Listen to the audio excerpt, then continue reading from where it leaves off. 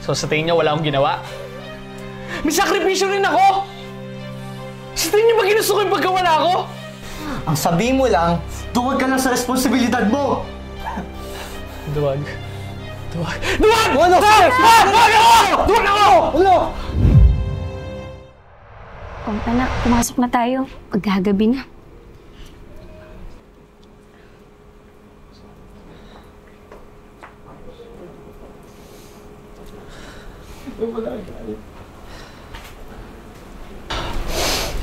Maria!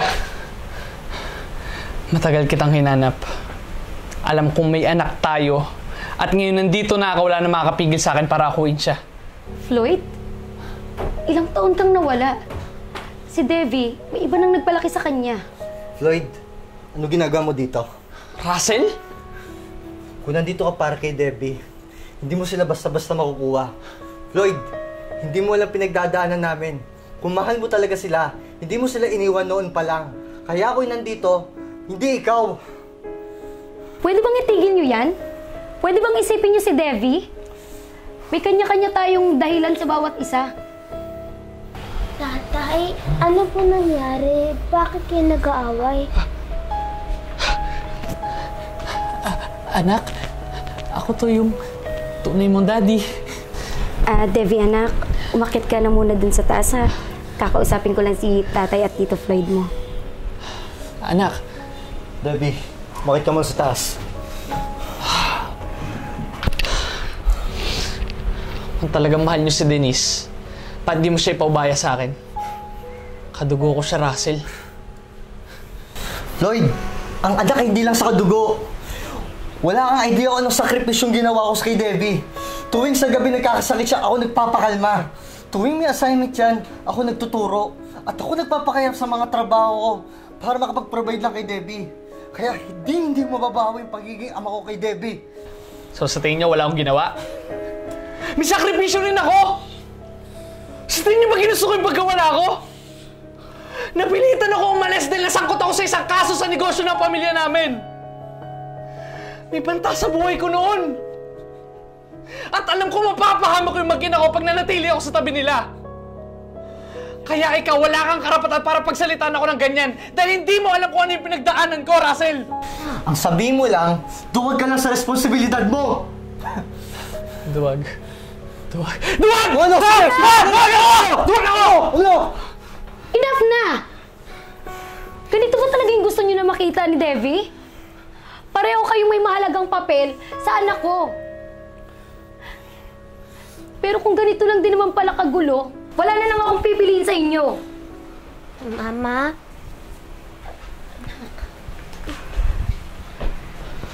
Pwede na lang po ba akong pumili, Mama? Si Tatay Russell lang po ang tatay ko. Siya pong nagpalaki sa akin. At siya po ang palagi kong kasama. Pero, kung gusto niyo po makilala ko si Tito Floyd, pwede naman po, di ba?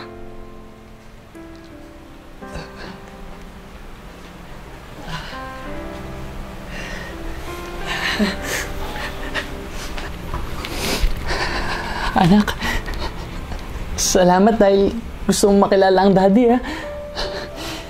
Patawad sa lahat ng nawala.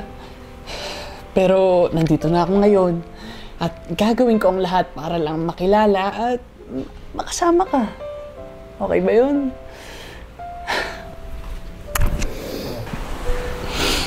Floyd, siguro walang masama kung tatanggipin kita sa buhay ni Debbie. Siguro para na rin sa kanya yan.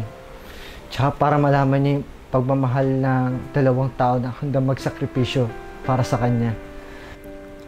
Ang mahalaga, nandito tayong lahat para sa kanya.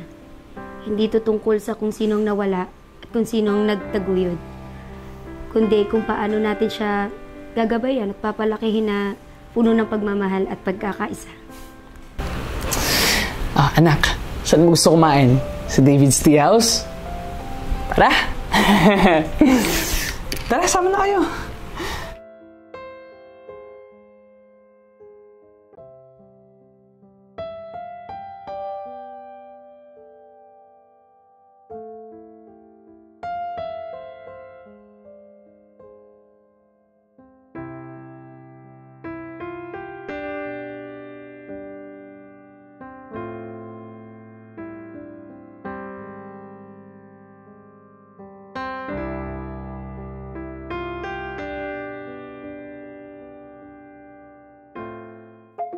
Maria,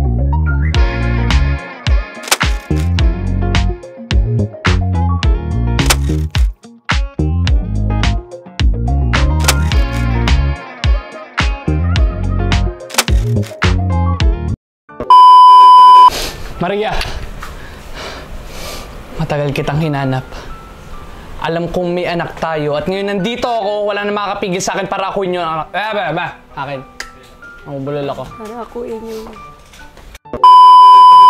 Pagpapasok ka, tabi ka, tikit talaga kayo. Sige nga. Huwag naman, parang mahawak. Hindi ba hindi kami mag-partner BFF kami? Touchy ka, ha? Touchy ka, BFF. Kung nandito ka para kay Debbie, hindi mo sila basta-basta makukuha. Ay, Lloyd. Relax, Ronnie. Pwede bang itigil nyo yan? Pwede bang isipin nyo si Devi? Pareho kayong may... Hindi pala. Tikit pa, Russell. Itigil nyo to? Pwede bang isipin nyo si Devi? May mga kanya-kanya kayong dahilan. Yung bawat isa sa atin. Mali, Direk, sorry. Yung kanya-kanya dahilan na bawat isa sa atin. Lloyd, hindi lang sa dugo ng anak. Hindi lang sa anak. Hindi sa dugo lang. Okay. Sa tuwing gabi nagkakasakit yan, ako nagpapakalma. Tuwing may assignment yan, ako nagtuturo. Ulit. Sa assignment. So ano? Sa tingin niyo wala akong ginawa? Ha? May sakripisyo rin ako!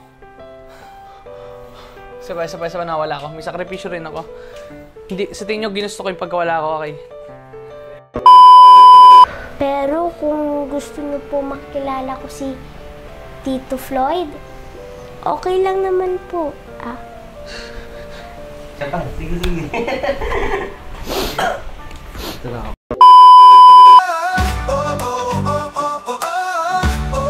Are you a storyteller with a unique tale to share? We invite you to submit your featured stories for the chance to be transformed into captivating short films. Whether it's a thrilling adventure, a heartwarming drama, or a thought-provoking narrative, we want to bring your words to life on the screen. Join us in celebrating creativity and storytelling. Submit your story today and let's create something extraordinary together. Bawat sandali, kapanapanabik, sa Tibon, Manila, buhay ay maghubo. Maraming salamat po sa tagapanood po ng Tibon, Manila. Kasama po ang Cellboy. Ako po si Alvin Teng. Muli po, pakisuportahan po ang Cellboy dahil bawat benta, tulong po sa iba.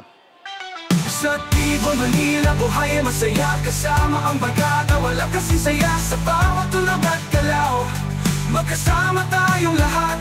Tibon, Manila, walang pag-aalilangan.